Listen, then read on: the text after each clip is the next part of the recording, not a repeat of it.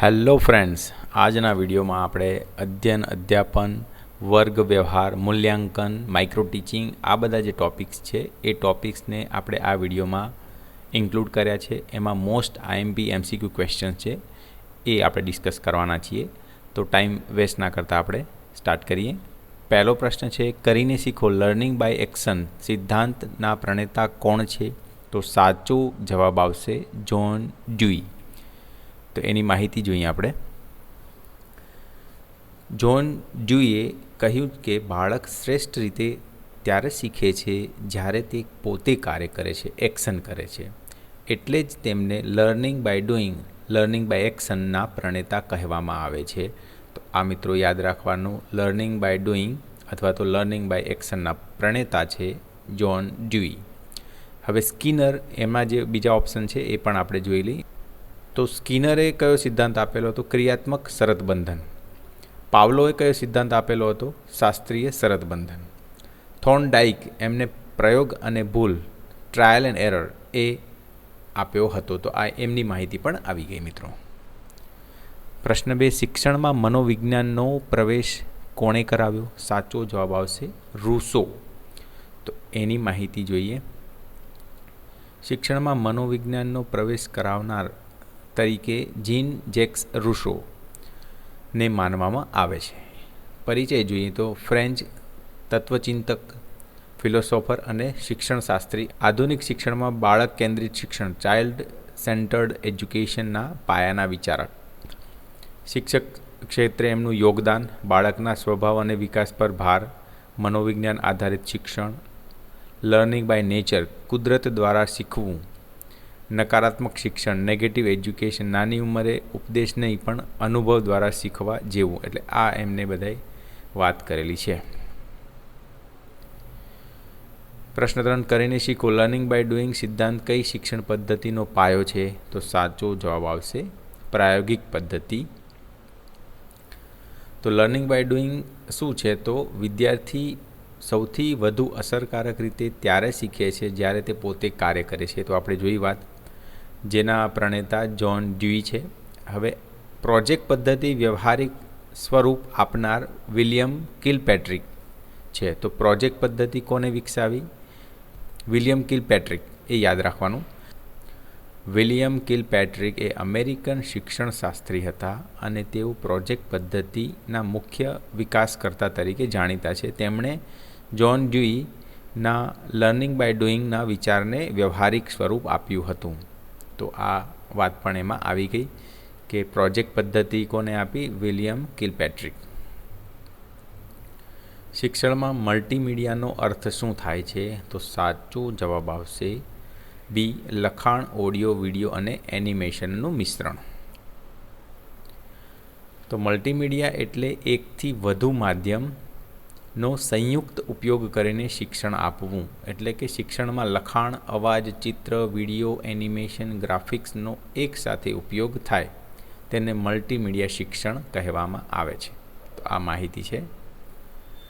હવે મલ્ટીમીડિયામાં સામેલ ઘટકો, તો લખાણ હોઈ શકે, ચિત્રો હોઈ શકે, અવાજ, વિડીયો, એનિમેશન, ગ્રાફિક્સ, ઇન્ટરેક્ટિવિટી આ બધું જ એમાં સામેલ છે. હવે મલ્ટીમીડિયા નું મહત્ત્વ જોઈએ તો શિક્ષણમાં રસ અને ધ્યાન વધે, સમજ સરળ બને. જેમ કે કઠિન વિષયો, વિજ્ઞાન, ભૂગોળ સરસ રીતે સમજાવી શકાય આપણે વિડીયો દ્વારા. લર્નિંગ બાય સીઈંગ, હિયરિંગ એ એમાં સારી રીતના થઈ શકે. યાદશક્તિ વધે, વ્યક્તિગત ગતિએ શીખવું એ એમાં થઈ શકે. તો આ બધા મલ્ટીમીડિયાના મહત્ત્વ એલિમેન્ટ્સ છે. પ્રશ્ન 5, વિદ્યાર્થીઓમાં આત્મવિશ્વાસ વધારવા શિક્ષકે શું કરવું જોઈએ? ટીકા કરવી, પ્રોત્સાહન અને પ્રશંસા, સજા કરવી, અવગણના કરવી. તો શું આવે મિત્રો? પ્રોત્સાહન અને પ્રશંસા. પ્રોત્સાહન એટલે શું કે વિદ્યાર્થીને આગળ વધવા પ્રયત્ન કરવા અને હિંમત ન હારવા માટે સકારાત્મક શબ્દો અને વર્તન દ્વારા ઉત્સાહિત કરવું. જેમ કે તમે પ્રયાસ કર્યો એ ખૂબ સારી વાત છે, આગળ પણ પ્રયત્ન કરતા રહો, આવી રીતના એમને પ્રોત્સાહન આપવું. પ્રશંસા, વિદ્યાર્થીના સારા કાર્ય, પ્રયત્ન અથવા સિદ્ધિને ખુલ્લેઆમ કદર કરવી. ઉદાહરણ, ખૂબ સરસ જવાબ આપ્યો, તમારું કામ વખાણવા જેવું છે. મતલબ એ પણ એક લિમિટમાં આપવું કે પછી ચાંપલુસી ના કરી શકાય. એને કર્યું હોય એટલે જ વખાણ કરવાના, અથવા તો એનાથી થોડા આપી શકો વધારે, એનાથી વધારે નહીં. પ્રશ્ન 6, વર્ગમાં ઘોંઘાટ ઓછો કરવા માટે શ્રેષ્ઠ પદ્ધતિ કઈ છે? તો સાચો જવાબ આવશે શિક્ષણમાં કાર્યમાં રસપ્રદ પ્રવૃત્તિ લાવવી. પ્રશ્ન 7, પાઠની શરૂઆત કેવી હોવી જોઈએ? સાચો જવાબ આવશે પૂર્વ જ્ઞાન સાથે જોડાયેલી અને આકર્ષક. તો અહીંયા વાત કરી છે કે વિદ્યાર્થીઓને જે પહેલેથી ખબર છે તે પરથી નવા પાઠની શરૂઆત કરવી, જૂના પાઠ અને નવા પાઠ વચ્ચે કડી બનાવી. તો આ એની માહિતી છે. જ્યારે કોઈ વિદ્યાર્થી ખોટો જવાબ આપે ત્યારે શિક્ષકે શું કરવું જોઈએ? સાચો જવાબ આવશે જવાબ સુધારવામાં મદદ કરવી અને પ્રોત્સાહન આપવું. પ્રશ્ન 9, અસરકારક વર્ગ વ્યવહારમાં ફીડબેક એટલે શું? સાચો જવાબ આવશે વિદ્યાર્થીઓનો પ્રતિભાવ. પ્રશ્ન 10, બ્લેકબોર્ડ કાર્ય કરતી વખતે શિક્ષકે શું ધ્યાન રાખવું જોઈએ? સાચો જવાબ આવશે અક્ષરો મરોડદાર અને વાંચવા જેવા હોવા જોઈએ. તો એની વાત કરી છે. અક્ષરો મરોડદાર અને વાંચવા જેવા હોવા જોઈએ એનો મતલબ શું કે અક્ષરો ખૂબ નાના કે ખૂબ મોટા ન લખવા, સીધા, સ્વચ્છ અને ગોળ આકારમાં લખવા, વિદ્યાર્થી છેલ્લી બેન્ચ પરથી પણ વાંચી શકે એવા હોવા જોઈએ. તો આ બધી એની વાત છે. પ્રશ્ન 11, વર્ગમાં વિદ્યાર્થીઓનું ધ્યાન ખેંચવા માટે શિક્ષકનો અવાજ કેવો હોવો જોઈએ? ખૂબ જ ધીમો, એકસરખો, કડક? તો ના મિત્રો, સી ઓપ્શન આવશે આરોહ અવરોહ યુક્ત. તો આરોહ અવરોહ યુક્ત અવાજ એટલે શું? આરોહ એટલે કે અવાજ ઊંચો કરવો, હાઈ પિચ. અવરોહ અવાજ નરમ ધીમો કરવો, લો પિચ. અર્થાત મતલબ કે શિક્ષકનો અવાજ એક સરખો સપાટ ન રહે પણ જરૂર મુજબ ઊંચો કે નીચો, ભાવપૂર્વક અને ભાવસભર હોવો જોઈએ. એટલે જરૂર પડે ઊંચો પણ કરવો જોઈએ અને જરૂર ના જણાય તો માપનો પણ રાખવો. આ રીતની વાત છે. એને કહેવાય આરોહ અવરોહ યુક્ત અવાજ. કઈ શિક્ષણ પદ્ધતિ સૌથી વધુ પ્રભાવશાળી ગણાય છે? સાચો જવાબ આવશે પ્રાયોગિક કથન ચર્ચા પદ્ધતિ. તો એના વિશે માહિતી આપી છે. પ્રાયોગિક કથન ચર્ચા પદ્ધતિ એ એવી શિક્ષણ પદ્ધતિ છે જેમાં શિક્ષક વિષયનું કથન લેક્ચર કરે છે અને વચ્ચે વચ્ચે વિદ્યાર્થીઓ સાથે ચર્ચા ડિસ્કશન કરીને તેમની સક્રિયતા બતાવે છે. એટલે કે આ પદ્ધતિમાં શિક્ષકનું સમજાવવું, વિદ્યાર્થીઓની ભાગીદારી, પ્રશ્ન ઉત્તર ચર્ચા બંનેનો સમન્વય થાય છે. એની વ્યાખ્યા પણ આપી છે, જોઈ લેવી. આ પદ્ધતિના પગલાં કેટલા છે? વિષયનો પરિચય, કથન, ચર્ચા, સારાંશ, મૂલ્યાંકન. પ્રશ્ન 13, જો કોઈ બાળક વર્ગમાં સતત તોફાન કરતું હોય તો તેના તોફાન પાછળનું કારણ જાણવું પડે. બાકીના ઓપ્શન ન કરી શકાય. પ્રશ્ન 14, માઇક્રો ટીચિંગમાં કઈ બાબત પર ભાર મૂકવામાં આવે છે? સાચો જવાબ આવશે કૌશલ્યનો વિકાસ, સ્કિલ ડેવલપમેન્ટ. હવે એની માહિતી આપી છે. માઇક્રો ટીચિંગ અને શિક્ષક તાલીમની એક આધુનિક અને વૈજ્ઞાનિક પદ્ધતિ છે જેમાં શિક્ષક નાના પાઠ, માઇક્રો લેસન, ઓછા વિદ્યાર્થીઓ, ઓછા સમય 5-10 મિનિટ અને એક જ શિક્ષણ કૌશલ્ય, વન ટીચિંગ સ્કિલ પર અભ્યાસ કરાવવામાં આવે છે. માઇક્રો ટીચિંગની વ્યાખ્યા એ જોઈ લેવી, આપી છે અહીંયા. પ્રશ્ન 15, વર્ગ વ્યવહારમાં આઈ કોન્ટેક્ટ શા માટે જરૂરી છે? તો વિદ્યાર્થીઓને ડરાવવા, શિસ્ત જાળવવા, સમય પસાર કરવા? ના, ધ્યાન કેન્દ્રિત કરવા અને આત્મીયતા વધારવા માટે. હવે આંખનો સંપર્ક એટલે કે આઈ કોન્ટેક્ટ. વર્ગમાં શિક્ષક અને વિદ્યાર્થીઓ વચ્ચે આંખનો સંપર્ક શિક્ષણને અસરકારક બનાવવા માટે ખૂબ જ જરૂરી છે. તે માત્ર જોવાનું સાધન નથી પરંતુ સંવાદ, શિસ્ત અને ધ્યાન કેન્દ્રિત કરવાનો મહત્વપૂર્ણ ઉપાય છે. આઈ કોન્ટેક્ટ કેવી રીતે હોવી જોઈએ? તો સૌ સાથે સમાન રીતે, કુદરતી અને નરમ, ડરાવનારો નહીં, લાંબા સમયે એક જ વિદ્યાર્થી પર ન રહેવું જોઈએ, સમગ્ર વર્ગ તરફ હોવું જોઈએ. આ રીતની વાત છે. પ્રશ્ન 16, સ્માર્ટ ક્લાસનો મુખ્ય ફાયદો શું છે? સાચો જવાબ આવશે શિક્ષણ રસપ્રદ અને જીવંત બને છે. તો એની વાત કરી છે. સ્માર્ટ ક્લાસ એટલે આધુનિક ટેકનોલોજીનો ઉપયોગ કરીને શિક્ષણ આપવાની પદ્ધતિ એને સ્માર્ટ ક્લાસ કહેવાય છે, જ્યાં શિક્ષણમાં computer, project, internet, multimedia, digital board વગેરે સાધનોનો ઉપયોગ થાય તેને સ્માર્ટ ક્લાસ કહેવામાં આવે છે. હવે સ્માર્ટ ક્લાસના મુખ્ય ઘટકો computer, projector, digital board, speaker, internet, શૈક્ષણિક વિડીયો અને એનિમેશન, પાવર પોઈન્ટ આ બધું એમાં આવી જાય. પ્રશ્ન 17, પ્રશ્નોત્તરી કૌશલ્યમાં પ્રશ્નો કેવા હોવા જોઈએ? ટૂંકા, સ્પષ્ટ અને હેતુલક્ષી. તો સારા પ્રશ્નોના લક્ષણો જોઈએ તો સ્પષ્ટ અને સરળ, વિષય સાથે સંબંધિત હોવા જોઈએ, વિચાર જગાડનારા હોવા જોઈએ, વિદ્યાર્થીની ક્ષમતા મુજબ હોવા જોઈએ, એક સમયે એક પ્રશ્ન, બધા વિદ્યાર્થીઓ માટે હોવા જોઈએ. આ એમની વાત છે. વર્ગખંડમાં બેઠક વ્યવસ્થા કેવી હોવી જોઈએ? તો સાચો જવાબ આવશે બી, લવચીક, જરૂર મુજબ બદલાય તેવી. પ્રશ્ન 19, આઈસીટીનો ઉપયોગ વર્ગમાં ક્યારે કરવો જોઈએ? સાચો જવાબ આવશે જ્યારે જરૂરી જણાય અને વિષય વસ્તુને અનુરૂપ હોય ત્યારે. તો આઈસીટી એટલે એનો મતલબ જોઈ લો, ઇન્ફોર્મેશન એન્ડ કમ્યુનિકેશન ટેકનોલોજીનો ઉપયોગ ક્યારે કરવો? તો આઈસીટી માહિતી અને સંચાર ટેકનોલોજી એટલે શિક્ષણમાં computer, internet, projector, smart board, video, audio, apps અને ડિજિટલ સામગ્રીનો ઉપયોગ કરીને પાઠ શીખવવો એને આઈસીટી કહેવાય. વર્ગમાં ક્યારે કરવો? તો વિજ્ઞાન, ગણિત, ભૂગોળ જેવા વિષયોમાં જ્યાં આકૃતિ, પ્રક્રિયા કે ગતિ સમજાવવી હોય, ઉદાહરણ તરીકે પાણી ચક્ર, હૃદયની કાર્યપ્રણાલી, સૌરમંડળ, આમાં એનિમેશન વિડીયો દ્વારા સરળતાથી સમજી શકાય છે. આ એનું એક ઉદાહરણ છે. પ્રશ્ન 20, અધ્યાપન કાર્યમાં પુનરાવર્તન રિવિઝનનું શું મહત્ત્વ છે? સાચો જવાબ આવશે વિષય વસ્તુનું દૃઢીકરણ કરવું. પ્રશ્ન 21, અસરકારક શિક્ષક કોને કહેવાય? તો સાચો જવાબ આવશે જે વિદ્યાર્થીઓના હૃદયમાં સ્થાન બનાવે અને સમજવામાં સહાય કરે તે. ઉત્તેજન પરિવર્તન સ્ટિમ્યુલસ વેરિએશન એટલે શું? સાચો જવાબ આવશે શિક્ષકની હલચલ, અવાજ અને હાવભાવમાં ફેરફાર. પ્રશ્ન 23, વર્ગમાં પ્રશ્ન પૂછવાનો મુખ્ય ઉદ્દેશ્ય શું હોય છે? સાચો જવાબ આવશે વિદ્યાર્થીઓની સજાગતા અને સમજ ચકાસવા. પ્રશ્ન 24, અસરકારક વર્ગ વ્યવહારનું અગત્યનું પરિણામ શું છે? સાચો જવાબ આવશે પૂર્વગ્રહ મુક્ત માનસિકતા. પ્રશ્ન 25, ફ્લેન્ડર્સની પ્રક્રિયાનો વિશેષણ શા માટે વપરાય છે? સાચો જવાબ આવશે વર્ગખંડમાં શૈક્ષણિક વ્યવહારના માપન માટે.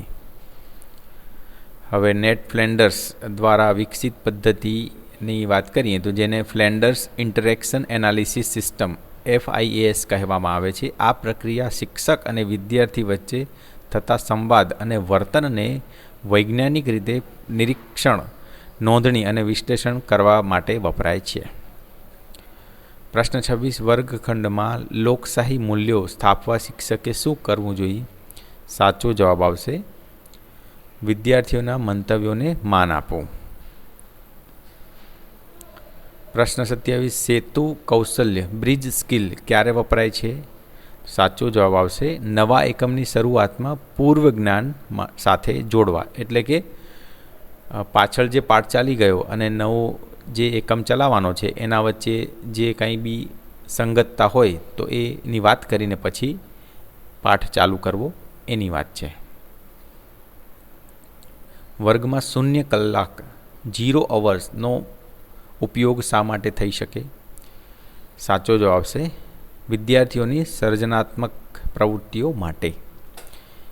એની ડિટેલ જોઈએ તો વર્ગમાં 0 કલાક વિગતવાર માહિતી પહેલાં તો જોઈ લે કે 0 કલાક એટલે શું કહેવાય કે વર્ગમાં એવો સમય જ્યારે શિક્ષક હાજર હોવા છતાં વિદ્યાર્થીઓનું ધ્યાન શીખવામાં ન રહે, કોઈ અસરકારક શિક્ષણ ન થાય અને વર્ગ નિષ્ક્રિય ઇનએક્ટિવ બની જાય ત્યારની વાત છે. મતલબ કે શિક્ષણ ચાલુ છે એવું લાગે પરંતુ વાસ્તવમાં શીખવું થતું નથી, તેને 0 કલાક કહે છે. શૂન્ય કલાક શું સ્થિતિ બતાવે છે? તો એની વાત છે વિદ્યાર્થીઓ ઉદાસીન છે, વાતો કરે, ઊંઘ આવે, ધ્યાન ભટકે, શિક્ષક બોલે પણ અસર ન થાય, પ્રશ્ન જવાબ રસ ભાગીદારી ન હોય, એટલે ટીચિંગ વિધાઉટ લર્નિંગની સ્થિતિ. સારા પ્રશ્નની લાક્ષણિકતા કઈ નથી? તો સાચો જવાબ આવશે અસ્પષ્ટતા. હવે એની વાત કરી છે. ખરાબ પ્રશ્નની લાક્ષણિકતા બહુ લાંબા હોય, અસ્પષ્ટ હોય, જવાબ ધરાવતો, વિષય બહારનો, વિદ્યાર્થીઓને ગૂંચવતો. તો આ બધા ખરાબ પ્રશ્નની લાક્ષણિકતા છે. તો મિત્રો, આની PDF તમારે જોઈતી હોય તો એ આપણી ટેલિગ્રામ ચેનલ પરથી મળી જશે, જેની લિંક હું ડિસ્ક્રિપ્શનમાં આપી દઉં છું. શ્યામફલક બ્લેકબોર્ડ પર લખતી વખતે શિક્ષકે કેટલા અંશના ખૂણે ઊભા રહેવું જોઈએ? સાચો જવાબ આવશે 45 ડિગ્રીના ખૂણે. પ્રશ્ન 31, વિદ્યાર્થીઓમાં નૈતિક મૂલ્યોનું સિંચન કેવી રીતે કરી શકાય? સાચો જવાબ આવશે શિક્ષક પોતે આદર્શ વર્તન કરીને. પ્રશ્ન 32, વર્ગખંડમાં આંતરક્રિયા ઇન્ટરેક્શન વધારવા માટે શું જરૂરી છે? સાચો જવાબ આવશે જૂથ ચર્ચા અને પ્રશ્નોત્તરી. વર્ગખંડમાં આંતરક્રિયા એટલે શિક્ષક અને વિદ્યાર્થી વચ્ચે થતા વિદ્યાર્થીઓ પરસ્પર વચ્ચે થતો સંવાદ, પ્રશ્નોત્તર, ચર્ચા અને વિચારોની આપલે. મતલબ કે વિદ્યાર્થી અને શિક્ષક અથવા તો વિદ્યાર્થી વચ્ચે જે પ્રશ્નોત્તર, સંવાદ, ચર્ચા, વિચારોની આપલે જે થાય એને કહેવાય આંતરક્રિયા. સરળ શબ્દોમાં જ્યારે વર્ગમાં શિક્ષણ એક તરફ ન રહીને દ્વિમાર્ગી ટુ વે કમ્યુનિકેશન બને તેને આંતરક્રિયા કહે છે, જે એક વર્ગમાં થવી જ જોઈએ. મિત્રો, જો કોઈ વિદ્યાર્થી વર્ગમાં મોડો આવે તો શું કરશો તમે? તેને તરત બહાર કાઢશો? તેને બેન્ચ પર ઊભો રાખવો? તેના માતા પિતાને બોલાવો? ના. તો પહેલાં તો એને આપણે મોડા આવવાનું કારણ પૂછીશું એટલા માટે. પ્રશ્ન 34, સુદૃઢીકરણ રેઇન્ફોર્સમેન્ટના મુખ્ય કેટલા પ્રકાર છે? 2 છે, હકારાત્મક અને નકારાત્મક. પ્રશ્ન 35, સતત અને સર્વગ્રાહી મૂલ્યાંકન CCEમાં સર્વગ્રાહીનો શું અર્થ થાય છે? સાચો જવાબ આવશે શૈક્ષણિક અને સહ-શૈક્ષણિક બંને પાસાઓ. શાબાશ, ખૂબ સરસ. એ કયા પ્રકારનો સુદૃઢીકરણ છે? સાચો જવાબ આવશે હકારાત્મક શાબ્દિક. પ્રશ્ન 37, વિદ્યાર્થીઓની નબળાઈઓ જાણવા માટે કઈ કસોટી લેવાય છે? સાચો જવાબ આવશે નિદાન કસોટી. હવે એ શું છે? નિદાન કસોટી એટલે વિદ્યાર્થીઓની સમજ, ભૂલો, દુર્બળતા અને મુશ્કેલીઓ શોધવા માટે લેવામાં આવતી કસોટી. એટલે કે તમે વિદ્યાર્થી આ ટોપિક વિશે જાણે છે તો એના માટે એ કસોટી લેવામાં આવે છે કે ક્યાં ભૂલ કરે છે, એમાં શું તકલીફ છે, ક્યાં મુશ્કેલી છે, એ બધું જે કરવા માટે લઈ છે એને નિદાન કસોટી કહેવાય છે. તો નિદાન કસોટીનો મુખ્ય હેતુ વિદ્યાર્થીઓની શૈક્ષણિક મુશ્કેલી શોધવી, ભૂલોનું કારણ જાણવું, શીખવામાં આવેલ ખામીયુક્ત ભાગ ઓળખવો. નિદાન કસોટી પછી શું કાર્ય કરવું જરૂરી છે? તો રેમેડિયલ વર્ક એટલે કે ઉપચારાત્મક કાર્ય. હવે ઉપચારાત્મક કાર્ય એટલે નિદાન કસોટી દ્વારા જાણી ગયેલી વિદ્યાર્થીઓની શૈક્ષણિક કમજોરી, ભૂલો અને મુશ્કેલીઓ દૂર કરવા માટે કરાતું વિશેષ શિક્ષણ છે. તો એટલે કે જે આપણે નિદાન કસોટીમાં જાણી ગયા કે આને વિદ્યાર્થીને આ તકલીફ છે, તો એમાંથી પછી જે ઉપચાર કરીને એને શીખવાડીએ એને કહેવાય ઉપચારાત્મક કાર્ય, રેમેડિયલ વર્ક. પ્રશ્ન 39, પાઠ્યપુસ્તક એ શિક્ષણની પ્રક્રિયાનું શું છે? તો બી ઓપ્શન સાધન છે. પ્રશ્ન 40, વર્ગમાં શિસ્ત જાળવવા માટે શિક્ષકે નીચેનામાંથી શું કરવું જોઈએ? સાચો જવાબ આવશે શિક્ષણ કાર્ય રસપ્રદ અને પ્રેરણાત્મક બનાવવું જોઈએ. પ્રશ્ન 41, શિક્ષણમાં પ્રેરણા આપવાનું શ્રેષ્ઠ સાધન શું છે? સાચો જવાબ આવશે ઇનામ અને પ્રશંસા. પ્રશ્ન 42, સહાધ્યાન પીયર લર્નિંગનો મુખ્ય લાભ શું છે? સાચો જવાબ આવશે એકબીજાની સમજ વધે છે, મ્યુચ્યુઅલ અન્ડરસ્ટેન્ડિંગ વધે એટલા માટે. અધ્યયન પ્રક્રિયામાં ભૂલનું મહત્ત્વ શું છે? સાચો જવાબ આવશે ભૂલ શીખવાની તક આપે છે. મિત્રો, આની પીડીએફ તમારે જોઈતી હોય તો આપણી ટેલિગ્રામ ચેનલ ઉપરથી મળી જશે, જેની લિંક હું ડિસ્ક્રિપ્શનમાં આપી દઉં છું. બાળ કેન્દ્રિત અધ્યયન એટલે શું? What is child centred learning? સાચો જવાબ આવશે બાળકની રસ અને જરૂરિયાતો આધારે અધ્યયન, એને કહેવાય છે બાળ કેન્દ્રિત અધ્યયન. શિક્ષણનું મુખ્ય લક્ષ્ય શું છે? સાચો જવાબ આવશે આજીવન અધ્યયન માટે તૈયાર રહેવું. પ્રશ્ન 46, શિક્ષક દ્વારા આપેલ માર્ગદર્શનને શું કહેવામાં આવે છે? સાચો જવાબ આવશે સ્કેફોલ્ડિંગ. તો એનું ડિટેલમાં આપણે જોઈ શકીએ. સ્કેફોલ્ડિંગ એટલે શિક્ષક દ્વારા શીખવાની પ્રક્રિયામાં બાળકને આપવામાં આવતું આધાર અને માર્ગદર્શન.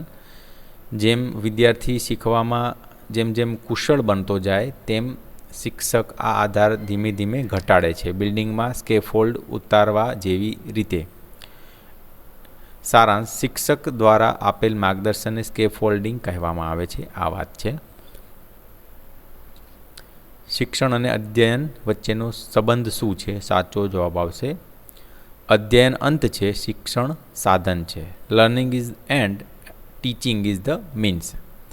તો એની માહિતી થોડી જોઈએ તો શિક્ષણનો મુખ્ય હેતુ છે વિદ્યાર્થીમાં અધ્યયન લર્નિંગ કરાવવું, એટલે કે અધ્યયન અંતિમ લક્ષ્ય ગોલ એન્ડ છે અને શિક્ષણ તે લક્ષ્ય સુધી પહોંચવાનું સાધન મીન્સ છે. બાળક બીજાને જોઈને જે શીખે છે તેને શું કહેવાય છે? તો સાચો જવાબ આવશે અવલોકન દ્વારા અધ્યયન, લર્નિંગ થ્રુ ઓબ્ઝર્વેશન.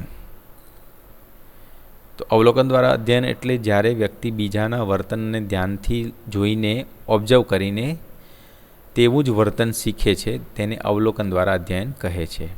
આ સિદ્ધાંતના પ્રણેતા આલ્બર્ટ બાંડ્યુરા, તેમણે તેને સોશિયલ લર્નિંગ થિયરી તરીકે સમજાવ્યો હતો. ટ્રાયલ એન્ડ એરર પદ્ધતિ કોના દ્વારા અપાઈ હતી? તો સાચો જવાબ આવશે થોર્નડાઇક. એડવર્ડ એલ થોર્નડાઇક એ શીખવાની ટ્રાયલ એન્ડ એરર પ્રયાસ અને ભૂલ પદ્ધતિ રજૂ કરી હતી. તેમણે બિલાડીના પિંજર પ્રયોગ પઝલ બોક્સ એન્વાયરમેન્ટ દ્વારા બતાવ્યું કે પ્રાણી અને માનવ શીખે છે અનુભવ અને પુનરાવર્તિત પ્રયાસો દ્વારા, જ્યાં સફળ પ્રયત્નોને મજબૂત બનાવવામાં આવે છે. પ્રશ્ન 50, અધ્યયન પર સૌથી વધુ અસર કોણ કરે છે? સાચો જવાબ આવશે પર્યાવરણ. વિદ્યાર્થીના અધ્યયન પર સૌથી વધુ અસર પર્યાવરણ એટલે કે ઘર, શાળા, મિત્રો, શિક્ષક અને સમાજ જેવા તત્વો કરે છે. સકારાત્મક, સહાયક અને ઉત્સાહજનક પર્યાવરણ શીખવાની પ્રક્રિયાને સરળ અને અસરકારક બનાવે છે. એ તો સિમ્પલ વાત છે મિત્રો, કે તમારા આજુબાજુનું વાતાવરણ પોઝિટિવ હોય તો વિદ્યાર્થી ઇઝીલી શીખે છે, અને જો સ્ટ્રેસફુલ હોય તો એમાં તકલીફ આવી શકે છે. પ્રશ્ન 51, વર્ગ વ્યવહારના વર્ગીકરણ અને પૃથ્થકરણના સંશોધનમાં નીચેનામાંથી કોનું નામ પ્રચલિત છે? સાચો જવાબ આવશે નેડ ફ્લેન્ડર્સ. 52 નંબર, એક યોગ્ય શિક્ષક પાસે ભાષા પ્રભુત્વ હોવું જોઈએ કારણ કે તે પોતાના વિચારોને વિદ્યાર્થી સમક્ષ સરળતાથી કહી શકે છે. પ્રશ્ન 53, વિદ્યાર્થીને પાઠ્યપુસ્તક ઉપરાંત સાહિત્યના વાંચનની ટેવ વિકસે તે માટે શિક્ષકે કઈ પ્રવૃત્તિનો ઉપયોગ કરવો જોઈએ? સાચો જવાબ આવશે પૂરક વાંચન પ્રવૃત્તિ. પ્રશ્ન 54, શિક્ષકના વર્ગ વ્યવહારમાં દર કેટલા સેકન્ડે એક ઘટક નોંધાય છે? સાચો જવાબ આવશે 3. નેડ ફ્લેન્ડર્સ સૂચવેલા વર્ગ વ્યવહાર વિશ્લેષણના ઘટકો કેટલા છે? તો સાચો જવાબ આવશે 10. તો એની માહિતી જોઈએ તો નેડ ફ્લેન્ડર્સ, જેમણે વર્ગખંડમાં શિક્ષક વિદ્યાર્થી વચ્ચે થતી આંતરક્રિયાને માપવા માટે 10 ઘટકો બનાવ્યા હતા, જેમાં શિક્ષકનું વર્તન 7 ઘટકો, વિદ્યાર્થીનું વર્તન 2 ઘટકો અને શાંતિ અને ગડબડ એ 1 ઘટક. તો આ એની માહિતી છે. પ્રશ્ન 56, વર્ગ વ્યવહાર નોંધવા માટેની સાંકળની આગળ અને પાછળ કેટલા ઘટક નોંધવામાં આવે છે? સાચો જવાબ આવશે 10 ઘટકો. પ્રશ્ન 57, નેડ ફ્લેન્ડર્સ આપેલા વર્ગ વ્યવહાર વિશ્લેષણના ઘટકોને કયા 3 ભાગમાં વહેંચવામાં આવ્યા છે? ઉપરના તમામ, એટલે શિક્ષકની પરોક્ષ અસર, અપરોક્ષ અપ્રત્યક્ષ વિદ્યાર્થીની વાતચીત, શિક્ષકની પ્રત્યક્ષ અસર.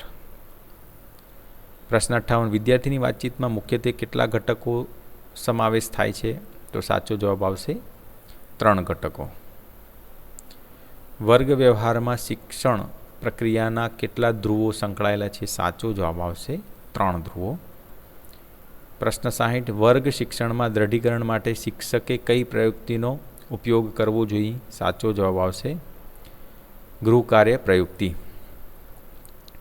પ્રશ્ન 61 વર્ગ વ્યવહાર દરમિયાન શિક્ષણ કાર્ય અસરકારક બનાવવા શિક્ષકે શેનો સૌથી વધુ ઉપયોગ કરવો જોઈએ? સાચો જવાબ આવશે TLM એટલે કે ટીચિંગ લર્નિંગ મટીરિયલ. 62 વર્ગ વ્યવહારના ઘટકો આપનાર પ્રોફેસર નેડ ફ્લેન્ડર્સ કઈ યુનિવર્સિટી સાથે જોડાયેલા હતા? સાચો જવાબ આવશે મિશિગન યુનિવર્સિટી.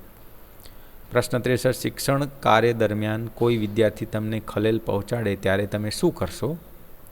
સાચો જવાબ આવશે તે માટેનું કારણ શોધીશ. પ્રશ્ન 64 સારા શિક્ષક માટેનું અનિવાર્ય લક્ષણ કયું છે? સાચો જવાબ આવશે વિષયવસ્તુની સંગીન જાણકારી. વિદ્યાર્થીઓના વર્તન પરિવર્તન માટેનો શ્રેષ્ઠ ઉપાય છે પુરસ્કાર. શિક્ષણનું મુખ્ય કાર્ય શું છે? સાચો જવાબ આવશે વિદ્યાર્થીઓમાં નિહિત આંતરિક શક્તિઓનો વિકાસ કરવો. પ્રશ્ન 67 શીખવું એટલે? સાચો જવાબ આવશે સમસ્યા સમાધાન માટેની યોગ્યતા પ્રાપ્ત કરવી. પ્રશ્ન 68 શિક્ષક વિદ્યાર્થી વચ્ચેનો સંબંધ કેવો હોવો જોઈએ? સાચો જવાબ આવશે આત્મીયતાવાળો હોવો જોઈએ. વિકલાંગ બાળકોના શિક્ષણ માટે એક શિક્ષક તરીકે શું કરવું જોઈએ? તો સાચો જવાબ આવશે તે બાળકોમાં આત્મવિશ્વાસનો વિકાસ કરવો. 70 પાઠની પ્રસ્તાવના પ્રશ્નો કેવા હોવા જોઈએ? સાચો જવાબ આવશે પૂર્વ જ્ઞાન પર આધારિત. પ્રશ્ન 71 જેના પર ધ્યાન કેન્દ્રિત થતાં પ્રતિક્રિયા જન્માવે તેવા બાહ્ય કે આંતરિક પરિબળ માટે મનોવિજ્ઞાનમાં કયા પારિભાષિક વપરાયા છે? તો સાચો જવાબ આવશે ઉદ્દીપક. પ્રશ્ન 72 અભિક્રમિત અધ્યયન માટે નીચેનામાંથી કોનું નામ સંકળાયેલું છે? સાચો જવાબ આવશે ઉદ્દીપક. 73 વર્ગ ચર્ચા શબ્દ કોની આંતરક્રિયા માટે વપરાય છે? સાચો જવાબ આવશે શિક્ષક અને વિદ્યાર્થી. તો મિત્રો આની PDF તમારે જોઈતી હોય તો એ આપણી ટેલિગ્રામ ચેનલ પરથી મળી જશે, જેની લિંક હું ડિસ્ક્રિપ્શનમાં આપી દઉં છું. પ્રશ્ન 74 વર્ગખંડમાં ભયમુક્ત વાતાવરણ કોણ ઊભું કરી શકે? સાચો જવાબ આવશે શિક્ષક. પ્રશ્ન 75 શિક્ષણની પ્રક્રિયાના 3 ધ્રુવો કયા છે? સાચો જવાબ આવશે શિક્ષક વિદ્યાર્થી અને અભ્યાસક્રમ. પ્રશ્ન 74 અધ્યાપનનું હૃદય કોણ ગણવામાં આવે છે? સાચો જવાબ આવશે પ્રેરણા એટલે કે મોટિવેશનને અધ્યાપનનું હૃદય ગણવામાં આવે છે.